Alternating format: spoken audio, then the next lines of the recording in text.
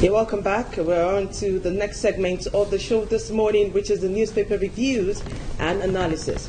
We have our guests in-house, our special analysts in the question of Prince Eshet. Good to see you again this morning. Thank you very Prince, much. how are you? I'm fine. I hope you brought some dollars. I understand that thing is very scarce. I think we should just ask him Let's for leave the the dollar. dollars in. That's the problem we Let's have here. concentrate Always on asking our for the dollar. All right. Yes. I have the Punch, the Tribune, the New Telegraph, and the Daily Trust. Of course, over here I have the Guardian, the Pilot. We're going to be looking at the Nation and, of course, the Authority. Okay, so you started with the Punch. I'm starting with the Punch, and it has a screaming headline here: EFCC links ex-CDS Pade to 4.4 billion naira Nimasa fraud. And on the street, we have PDP, Wabara Shagari Juta asks sheriff to resign. A missing pupil found dead in Latrine, tenants flee. Corrupt persons in legislature, judiciary, says Oshibajo.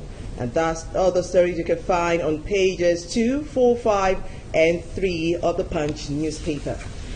Quickly, I move on to the Nigerian Tribune, and the screaming headline says, ex-ministers regroup to save the PDP.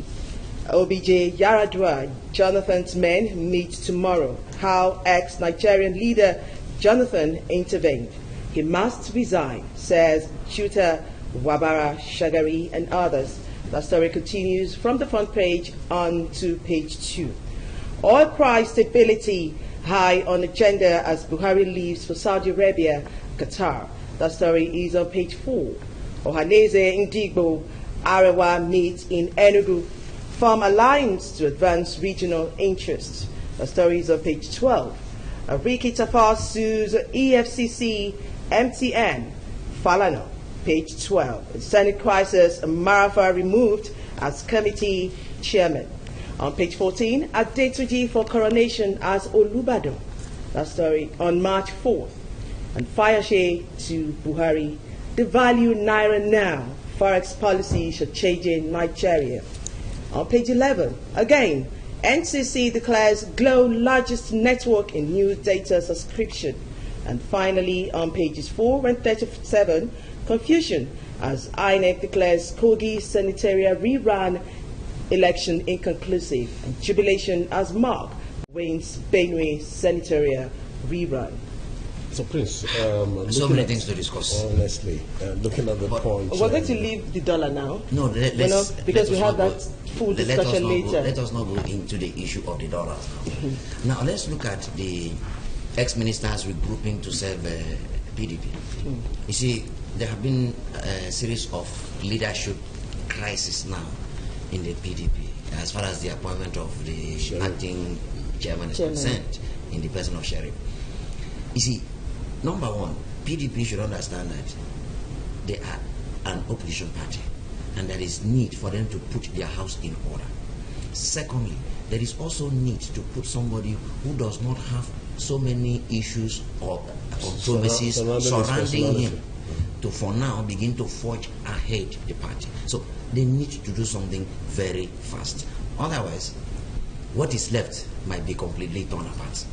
The absence of the absence of Olisametu, do you see it as any card being played in all these scenarios? Because it seemed to me that while he was there and was a spokesman for the PDP and playing the role of the opposition party to the letter, but as soon as he's been incarcerated, I wouldn't want to look at it from that perspective. If a party has a machinery, if one person is not available, definitely an assistant is always there to fill in such gaps. There is a way the party will handle that. So I would not want to attribute it to the fact that Metu was incarcerated or detained for a while. Now, the issue has to do with the machinery of the party. How do they allow internal democracies to thrive in the party? That is very important. And that is the reason why you have all these kinds of discontentment.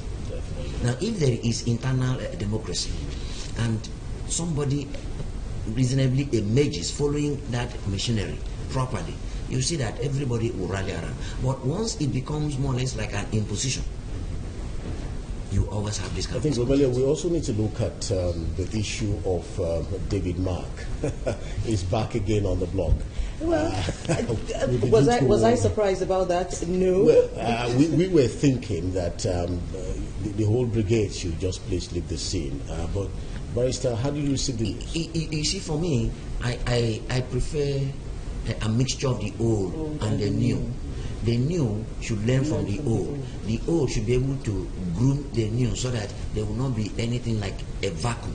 Okay. So you need that mixture of old that, and the new. In a society that everything is well played out, but as it is right now, I don't think even the old want to give the young any opportunity to come on board, because the young man who ran against Senator Mark in the village was a young man. David Mark has been a governor, he's been a speaker. He's just been there for years on end. So you begin to wonder. You see, that is one thing about a democracy. If his people admire his leadership style and also appreciate his representation or admire that he's properly representing them and see no need for a change, as far as it is the people that decide, sovereignty belongs to the people. Okay, let's quickly take a look at what's happening on the front page of The Guardian. Government diverts 813.6 billion naira to fund joint ventures with 3 riders, retains zero oil, gas revenue from April to December. Nigeria shops for foreign GMS investors, and only 5 billion naira released for projects in second quarter. For Mark, it's victory on 3 fronts. PDP sweeps Taraba reps, extra polls, and Kogi central election inconclusive. You can also look at page 3 of the paper, talking about The Guardian. CPC rolls out orders to protect rights of DSTV subscribers. And focus on technology as social media week opens in Lagos. And on page 9, Ajimobi to install Adetunji 41st Olubadan on March 4th. And a quick look at the front page of The Nation. Jonathan's ADC states role in 10 billion naira gift for PDP chiefs. And if you look at the uppermost part of the paper, EFCC begins probe of $2 billion Malabo deal. You can get this on page 42. Ex-AGF Adoke Rights Agency. A new Olubadan to be installed in March 4. Adetunji to get staff of office. And on the lower part of the paper, Sheriff must step down, say Juta Waraba orders. You can get this on page 6. Prince, looking at, because this is a very fundamental issue, the PDP, Sheriff has already said that come 2019 he's taking over from Buhari. That's the party. How possible is this? Because they sound very confident. Now, you see, as a politician, you must always talk positively. And you should also be able to project that kind of confidence that will make people say, yes, probably they will. The important thing is this. I think right now, they should be more concerned about holding the party together. It is when you have a united front, that is when you can now fight whatever you are projecting. If they are ready to take over in 2019, then I think they should work harder than what they are doing today. Right now. Yes. So in a nutshell, the PDP hasn't. A lot of people are saying that the kind of opposition that the APC gave the PDP in the last 4 or 5 years, just before they came in, the PDP hasn't been able to do that. The issue is because PDP is yet to put its house in order. I can tell you, if PDP puts its house in order and the people are united, they can give a very credible opposition. Don't forget, they have been there. And so they know the techniques, the style of governing a people. So by the time you come up with something, they already know it. So they can easily give credible opposition. It is only when they put their house in order. No, Prince, you're talking about putting their house in order. Don't forget that the APC has adopted a strategy of weakening the PDP by absorbing more members across the country. So they keep depleting. No. You see, when you are talking about credible opposition, first, it is not just a game of numbers, a game of wit and intelligence. You must be able to survive as an opposition. How did the APC survive? From ACN, G's, that and that, they all came together, and then they were all small. But they came together and they gave that leadership. The important thing is knowing what it takes to be an opposition party. So they've not been used to being in a position. But it doesn't really matter. You were there and you saw what others were doing. Now, with the experience you've had, you should be able to even do better. The fact that other people are leaving, don't worry about those ones. They may have to come back some other time. Okay, I want to quickly go into consumer rights for a bit. One of the headlines there about the DSTV, the judgment against them. Is it rights of the Nigerian consumer, every average Nigerian, being respected in this country vis-a-vis the foreign investors that we have in our nation? You see, when you talk about consumers being respected, you have to look at their internal laws in the first place. How do their internal laws protect a consumer? That's the one thing. And if the right of a consumer is infringed, what are the avenues that consumer can redress those grievances? Does it mean that he has to go to court? Do you have a consumer protection agency or commission? And if you have, how effective are they? So these are the things. When you don't have that strong consumer protection agency or laws, people will always take the consumers for granted. But aside that, consumers also have to be very vigilant, and they should be assertive of their rights also. Otherwise, they will be trampled upon. About us being vigilant, I know, you go buy these things and then you're given a receipt and you're supposed to sign. A lot of us don't read through what we sign. Look at the conditions. Or look at the conditions, the terms and conditions. When we hear terms and conditions apply, we just say it's one of those things they say. Wait, that is the more reason if you bought it the first time, or if you subscribed the first time and you didn't see what you were signing, at least as you went back, you saw that there were certain things. Next time, when it says sign, you say, no, explain this to me. Especially when it says conditions and terms apply. How many of us look at those conditions? When you subscribe, even on your mobile phones or social medias and all that, terms and conditions apply. Have you ever gone to read the terms and conditions? But those things are quite long.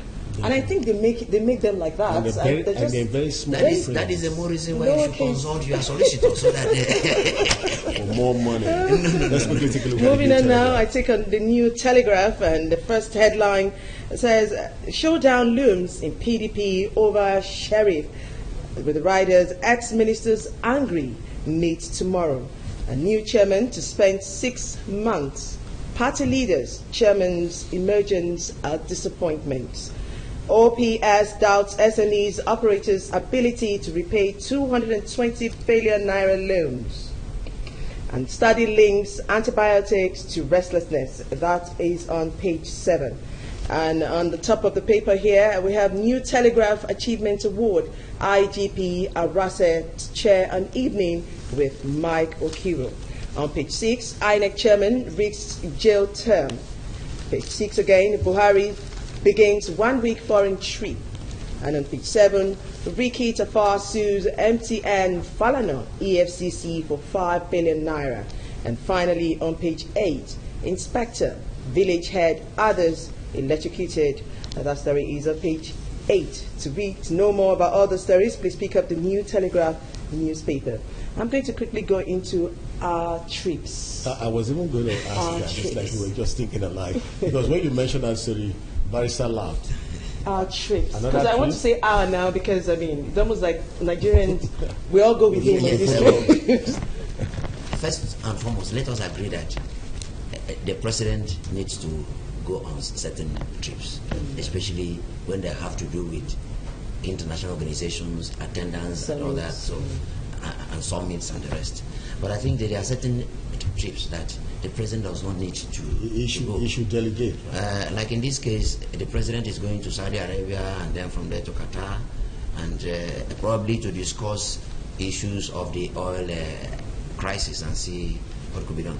In the first place, Saudi Arabia is so buoyant that whatever happens at the moment may not so much affect their economy. And they may not be keen at either cutting production or whatsoever. And even if that has to be done, is it something that the president has to travel personally? I understand that the president also doubles as the Minister of Petroleum. But for me, we are in a very critical time, and there is need for the president to stay more at home and see how we can fix the economy. Okay, thank you very much, Prince. Because of time, we need to quickly speed up. We'll quickly take a look at what's happening on the front page of the Authority. As Naira continues free fall, CBN probes 6 banks for forex fraud. That will bring the US dollar to 200 Naira in 1 month, if coming from Ifeanyi Ubah. And EFCC to prosecute suspects after returning looted funds, says Mago on page 4. And teenager becomes king in the Delta. You can get this on page 4. And special feature as Obiano ships new Anambra on page 34. Of course, quickly now, we just take a look. Then we'll come back to discussing 1 or 2 issues from the Authority. The Nigerian pilot states foreign debt hit $3.2 billion, cannot repay in the next 50 years. And banks to return 6.2 billion illegal charges to customers. And of course, on page 6, Modi Sharif, PDP senators reps disown defection plot. And 450 Nigerian children died of malnutrition in 2015. That's a report on page 6. And Mark Wins Benisat rerun as Onje Kicks on page 6. Okay, Prince, I know we don't have time. You still have one of the papers. Just one. You just quickly take that so we can wrap up the discussion. I have the Daily Trust newspaper, and the first headline is All Tops Agenda as Buhari visits Saudi Arabia and Qatar. Spotlights on solid minerals as prime mover of the Nigerian economy.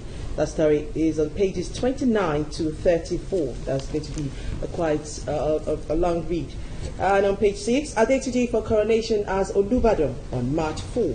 And finally, what Buhari told me, Reverend Father Mbaka.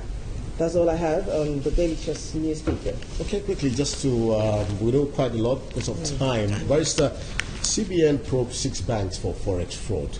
Of course, as Naira continues the free fall. Do you think the banks themselves are actually also making things since there's a probe going on, we should always be patient enough to wait for the outcome of the probe. But for me, I think our institutions should begin to always get something done first before coming in the news. It is like now you hear EFCC is probing this, is trying to get this. There are certain things that should be done quietly until after that you now come with your findings and then you proceed. Why this romance with the media? Why are things first in that is, papers? You see, that is playing, I have always advised that we should stop playing to the gallery. Maybe sometimes people feel that if you are not having news from this agency, it means the agency is not working. The important thing is for you to do your work consensuously, proficiently, effectively, and effectually. It does not matter whether the news gets out early enough. Do it well before you blow it to the press. Okay, I think that's all we can say. Thank you, Prince. My dear pleasure. But you're still going to be around. We're going to be looking at the very topical issue. The dwindling of the Naira, the value of the Naira, the causes, the effect, and the panacea. Stay with us. We'll be right back.